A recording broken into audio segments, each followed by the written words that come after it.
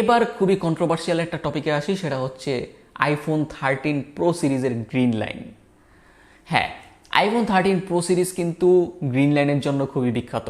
IPhone 13 সিরিজটা যখন সর্বপ্রথম লঞ্চ হয় ওই সময় 120 হার্জটাও কিন্তু অত ভালোভাবে ইমপ্লিমেন্ট করা হয়নি সফটওয়্যার অপটিমাইজেশনের কারণে। প্রথম 6 মাস আইফোন 13 প্রো সিরিজের মধ্যে প্রচুর পরিমাণে গ্রিন লাইনের কমপ্লেন পাওয়া যায়। কিন্তু আপনি একটু খেয়াল করে দেখেন, যখন নতুন লঞ্চ হয়েছিল ওই টাইমে যেই পরিমাণে গ্রিন লাইনের ইস্যু পাওয়া গেছে, আপনি গত 1 বছরের মধ্যে আইফোন 13 প্রো সিরিজ থেকে কি এই পরিমাণে গ্রিন লাইন ইস্যু পেয়েছেন বা আশেপাশে শুনছেন? না।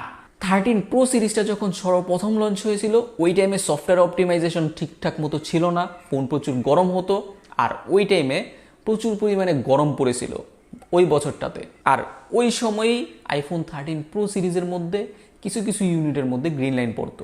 এখনও অনেক আইফোনের মধ্যে গ্রিন লাইন পড়ে, কিন্তু কথা হচ্ছে সংখ্যাটা খুবই কম। আর স্পেশালি আপনি যদি 13 সিরিজের কথা বলেন, 13 প্রো সিরিজের মধ্যে কিন্তু বর্তমানে ওইরকম একটা গ্রিন লাইনের ইস্যু দেখাই যায় না, দেখা যায় খুব কম। তবে গ্রিন লাইন পড়ার সম্ভাব্য একটা কারণ আপনাদেরকে বলি, সেটা হচ্ছে প্রচুর পরিমাণে গরমে যখন আপনি ফোন ইউজ করেন, আপনার ফোনও যখন অনেক বেশি গরম থাকে, ওই একই টাইমে যখন আপনি আপডেট দিবেন কিংবা গরম অবস্থায় আপনার ফোনটা চার্জে দিবেন, ওই টাইমে কিন্তু গ্রিন লাইনটা পড়ে।